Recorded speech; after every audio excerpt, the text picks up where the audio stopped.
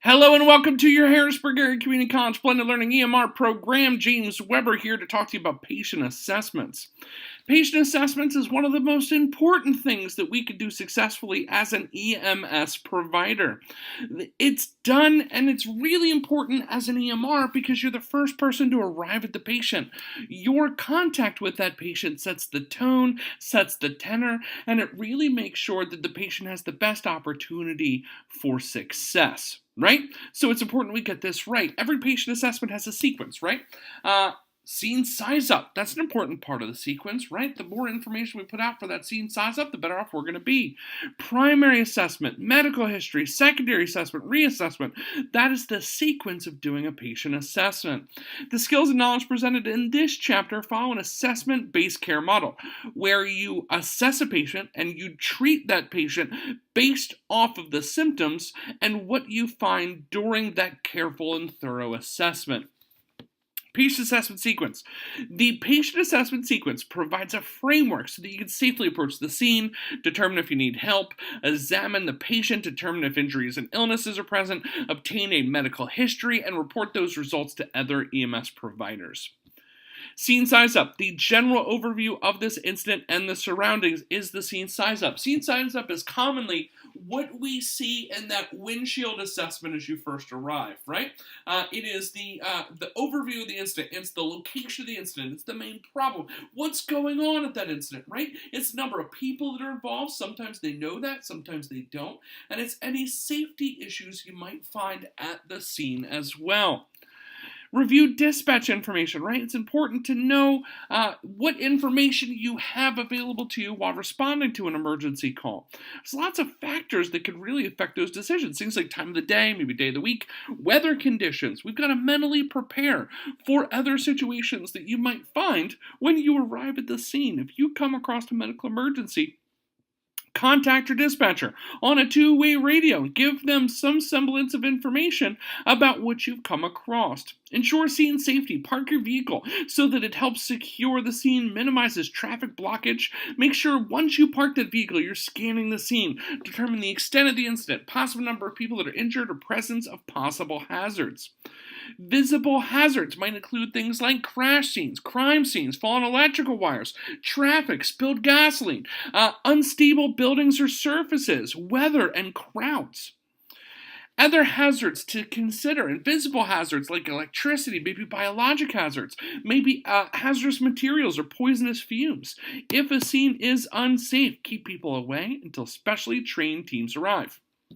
Determine the MOI and the NOI. Look for clues that might indicate how the accident has happened. Ask the patient, family members, or bystanders for additional information. And do not, under any circumstances, rule out any injury without conducting a full body physical assessment. Take standard precautions. Always have gloves at the ready and available, right? Continue whether the use of additional protection may be necessary. Wash your hands thoroughly after patient contact, especially any patient who has been touched by some sort of contaminated material. Determine the number of patients, right? Why does that matter? Because when we get to a scene, if it has 100 patients, that's entirely different than if it has one patient. You might need more ambulances or additional resources to help you manage those cases. So it's important we have an idea as to, how many patients could be there, right? What else? Additional resources, including additional law enforcement personnel, fire department units, utility company personnel, wrecker operators, all vitally important.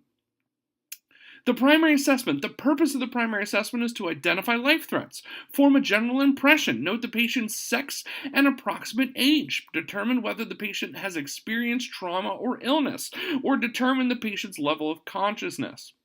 Assess the patient's responsiveness. Introduce yourself to establish your reason for being at the scene, the fact that you'll be helping the patient, level of consciousness. Introduce yourself, even if the patient appears to be unconscious, right? It's going to make a difference. Sometimes patients might not necessarily be able to hear you, or maybe they can hear you, but they can't communicate. It's important that we have that reasonable rapport with our patients by introducing ourselves, regardless of whether we think they're conscious or not. Assess the patient's level of responsiveness. Use the AFPU scale: alert, verbal, painful, and unresponsive. What does that mean? Is the patient alert? Can they understand what you have to say, right? When you speak to them, do they speak back? That's a patient who's alert. People who are alert to only verbal stimulus, right? Verbal section.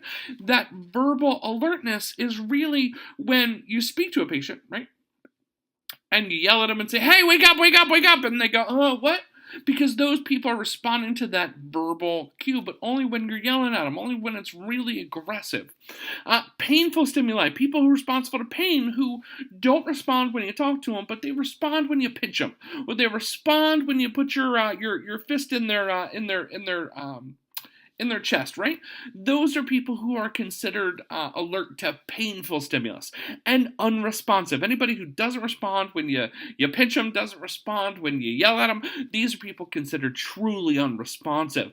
We've got to determine a patient's level of responsiveness. It's going to make a difference because we need to know how responsive they are. It's going to matter for your ability to communicate, the hospital's ability to communicate, and it can lead to clues on what's going on with the patient.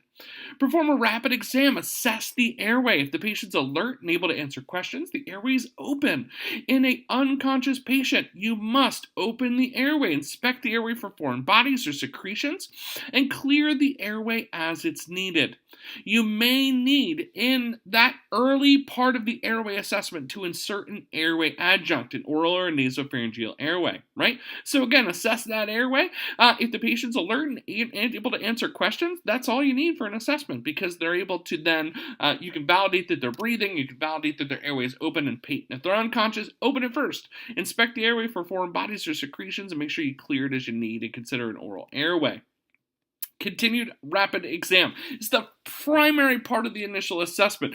Breathing. Are they breathing? What's the rate? What's the quality of that breathing? If they're unconscious, take that look, listen, and feel approach. Look for foreign objects and remove them if needed. If they're not breathing, this is the point where you grab that bag valve mask and start to do rescue breathing. Assess circulation. If the patient's unconscious, check that carotid pulse. It's going to make a difference. You check that carotid pulse. If the patient's unconscious, make sure you check the carotid pulse. If they're conscious, assess a radial pulse, right? If the patient is having severe external bleeding, we got to catch it, right? So make sure you're doing a quick visual assessment, a pat-down assessment, looking for severe external bleeding, and assess the patient's skin color and temperature, because skin color and temperature can give you indications of things like shock. So it's pretty darn important that we assess the patient's skin color and temperature. Now, this is an example of different pulse checks. That's a radial pulse and a carotid pulse check, right? Now, that rapid exam, looking for descriptions of skin color. Pale skin, right? Whitish skin indicates decreased circulation. Flushed can indicate excess circulation in that part of the body. Blue, lack of oxygen. Yellow, liver problems, and everything else is normal. It's important to know what colors of skin mean. If somebody's turning blue and you're not sure what blue skin means, you're not going to be able to figure out how to fix that blue skin. It's important that we know what those signs and symptoms might mean. Whenever you have that primary assessment done, make sure you give a report to those incoming units. Age, sex of the patient, chief complaint level, or responsiveness status of airway, breathing, and circulation. Try to perform all 4 steps of the primary assessment quickly as you make contact with the patient. History taking. Investigate that chief complaint. Do not allow a conscious patient's comments to distract you. For the purposes of obtaining a history, we've got to get a systemic account of past medical conditions, illnesses, and injuries. Determine the events leading up to the present medical situation. Determine the signs and symptoms of the current condition. It's important that we get this part right. Question the patient in a clear and systematic manner. Learn the relevant facts, including serious injuries, illnesses, or surgeries. This is the part where we ask questions, right? Get really deep. Do a deeper dive into what's going on with the patient, what's the history with the patient, what's the circumstances behind their injury or illness. Start to ask those pertinent questions. So we're going to do a lot in your weekend lab session about pertinent questions to ask. Give over-the-counter medicines and herbal medicines. Allergies to any medicines, food, or seasonal allergies are going to make a difference. Obtain a sample history. Provide a framework to ask further questions of the patient. Ask the patient one question at a time. Listen carefully. Use good eye contact. And if the patient's unconscious or maybe even senile, a family member or friend may be able to help. And communicate what information you get from that sample history to EMS personnel upon their arrival. This is a bit of an example of what sample history means. It's just an acronym to remind you to what we need to ask a patient about, right? Things like signs and symptoms, allergies, right? What are your signs and symptoms? What are you feeling today, Mr. Patient or Mrs. Patient? Allergies. What are you allergic to, right? And are you allergic to anything besides food, maybe medicines, or maybe airborne particles? What are your allergies? Get very specific with that. It's going to make a difference for your patient. Medications. What medicines do you take? It's important to know both medicines, prescription and non-prescription, as well as additional supplements, because an overuse or an abuse of supplements can actually cause some pretty significant symptoms as well. Pertinent past medical history. What do I mean by pertinent, right? When you ask a patient, what medical problems have you have? I don't care that they had a specific surgery in 1979 if it's not pertinent to what's going on. We need to get out of the patient what's pertinent. If they have a stomach problem, I want to know, have you ever had GI problems in the past? Have you ever had abdominal surgery in the past? Have you ever had problems with urination, defecation? Have you ever had these kinds of problems? And that's what's pertinent, right? That's what's pertinent to that problem.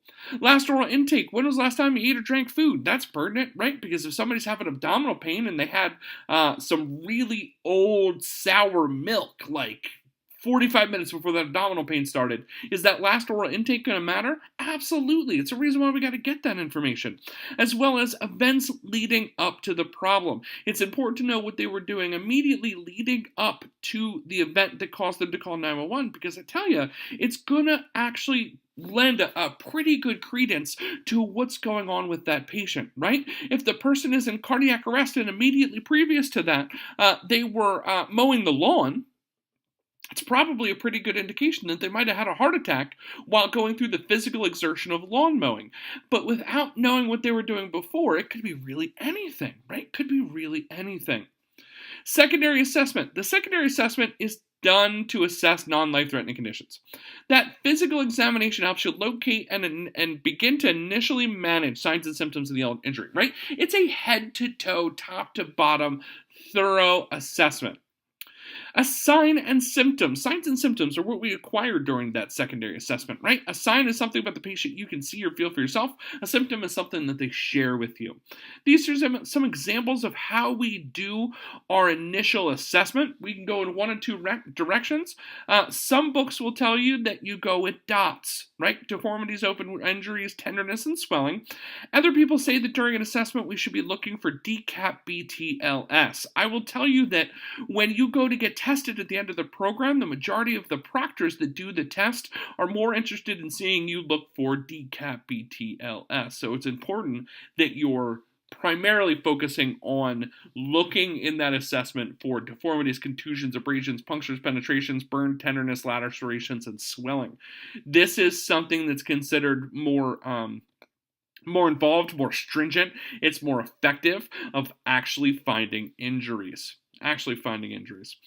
Secondary assessment is of the entire body. It's done by whether the patient's conscious or unconscious. Assume unconscious injured patients all have spinal injuries, because when they're unconscious, we don't know the story behind why they're injured, and it's hard to rule out a spinal injury in that circumstance.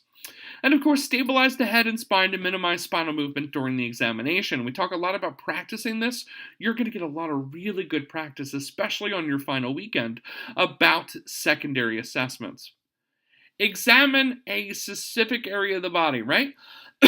Performed on patients who have sustained non-significant mechanism, or patients who are responsive, and a medical patient. It's based on the chief complaint, right? Focuses your attention on the immediate problem. So if a patient is conscious and they're a medical patient, or a patient who doesn't have a really significant mechanism of injury and is a trauma patient, we can focus on just assessing the chief complaint. Here's what I mean by that. If a patient comes in and says, I'm conscious and all of a sudden I just developed chest pain, do we need to look at their hands? Do we need to look at their eyes? Do we need to look at their forehead? No, they're just having chest pain, right? Let's look at their chest. Maybe we'll look at their back. Maybe we'll look at their abdomen because it has a lot of what goes on in the chest, abdomen, and back are all interconnected, right? But do we necessarily need to look at their forehead to make sure their forehead's intact and not bleeding? Not necessarily. And we'll talk about the difference between specific and focused and broad secondary assessments during your lab session. Assess vital signs. Respiration. Normal adult respiratory rate is between 12 and 20. Count the patient's breath for a minute, right? And check that breathing rate and quality. A pulse check. Pulse check indicates speed and force of the heartbeat. Take a radial pulse on a conscious patient whenever you can. Assess those vital signs. Take a carotid pulse on a unconscious patient. When examining an infant, use a brachial pulse. You would have caught that during CPR. In an adult that's a normal adult, right? Resting rates between 60 and 100. We got some folks who are a little higher, some folks who are a little lower. Keep in mind that is a general range. If you have a long distance runner, athlete who comes to you with chest pain, and if they have a heart rate of 52, it doesn't mean they're dying. Our athletes tend to have lower heart rates because their body's more efficient. Our people who are, out of shape a little bit, right? Those folks might have a higher heart rate because their body's less efficient. But for the most part, that 60 to 100 is a pretty good scale to work off of. Determine the rate and quality of that pulse as well, because it can give you an idea as to whether the person's experiencing shock or other symptoms. Capillary refill. The ability of the circulatory system to return blood to the capillary vessels, that is capillary refill by definition. Cap refill is when you squeeze the patient's nail bed firmly between your thumb and forefinger until the nail bed looks pale. Release the pressure and count to 2 seconds. The patient's nail bed should return to pink during this time, indicating a normal cap refill. Blood pressure, right? Blood pressure. Gotta take blood pressures on patients. It's pretty important. That blood pressure, systolic pressure is the force exerted on the walls of the arteries during contraction. Diastolic pressure is the arterial pressure during relaxation phase of the heart. Hypertension exists when blood pressures remain greater than 140/90. Check that blood pressure by palpation or by auscultation. Skin condition, check for normal skin color, temperature, moisture, normal body temperature, normal skin conditions, right? Examine pupil size and reactivity, and examine each eye to detect signs of head injury, stroke, or overdose. Pupil size makes a difference. There's a great stuff in your book in regards to pupil size. Determine whether the pupils of equal size or whether both react to light when they're actually shown in them. We'll put some additional resources on D2L about pupil checks and vital signs in general. Pupil size reactivity, when they're unequal, it can indicate an actual stroke or some sort of head injury, right? So it's important we get an idea as to whether those pupils are of an equal and normal size. Pupils may remain constricted in a person who's taking narcotics. Dilated pupils may be for a person who's unconscious or a person who's really relaxed. You might see that as well. Level of responsiveness. Observe and note any changes that occur between your time of arrival and your time you turn the patient over to higher level of care. Use that AFPU scale. Reassessments. Repeat your reassessment. Got to repeat that primary assessment relatively regularly, right? Got to reassess those vital signs, the chief complaint. Make sure your actual checks and reassessments are effective. When you identify any changes in their condition during the reassessment, we need to treat those changes, right? So if you gave them oxygen and a non-rebreather mask and they were doing better and all of a sudden they do worse and all of a sudden they're not breathing, well, we need to change that non-rebreather mask to maybe a bag valve mask and breathe for them, right? But we need to do that by continuously reassessing the patient. Reassess those patients when they're unstable every 5 minutes and when they're stable every 15 minutes. And that's going to be a quiz question, both on the quiz within D2L as well as on National Registry. So make sure you're clear on how to do those reassessments. Provide a handoff report. Handoff report should have the age and the sex of the patient, the history, the patient's chief complaint, the level of responsiveness, how you found the patient, the status of the vital signs, and the results of the secondary patient assessment. Provide a handoff report that includes pertinent medical conditions and any interventions that have been provided and how the patient responded. Bit of a word about medical and trauma patients, right? Patients are generally categorized as person who is having a medical problem or person who's having has experienced a traumatic problem, right? You may have patients who you have to assess that have had one or the other. You may have patients who have experienced both, right? That medical problem caused the trauma problem, and the trauma problem eventually caused the medical problem. Just be cognizant of the fact that it's not always clean cut between what's a medical and what's a trauma patient. When examining medical patients, right, follow the basic assessment sequence. When caring for a trauma patient, perform necessary medical assessment, secondary assessment steps before taking a medical history. And avoid jumping to conclusions. It doesn't work out well for anybody. Quick assessment or a quick summary, right? Complete patient assessment has 5 steps. We saw the 5 steps already. Be mindful of making sure that we're clear on what each step is. It's laid out pretty nicely in your book. The scene size up is a general overview for the incident and its surroundings. Primary assessment is identifying and correcting life threats, right? So assessing the mental status and assessing airway, breathing, circulation, and heavy external bleeding, because all of those things are considered life threats. And when it happens, we've got to fix it and correct it wherever we can, and then update incoming EMS units. The medical history provides a systematic account of the patient's past medical conditions, illnesses, and injuries, right? Secondary assessment of the patient consists of a secondary assessment of the entire body and is used to assess non-life-threatening conditions. Patient stable, repeat vital signs every 15 minutes. Unstable, repeat every 5 minutes and provide a concise and accurate handoff report to personnel. So that's kind of our quick dive into assessments. Assessments are extraordinarily important. One of the most important chapters you have. Make sure you're focusing on the skill videos that show medical and trauma assessments that are going to be on D2L, as well as the additional supplemental information you'll find on D2L to help get a firm grasp on what this actually means. If you have any questions on any of this content, please post it to your actual program coordinator. And we appreciate your time, we appreciate your patience, we appreciate your energy, and we look forward to hearing from you at our next lesson. Have a great day.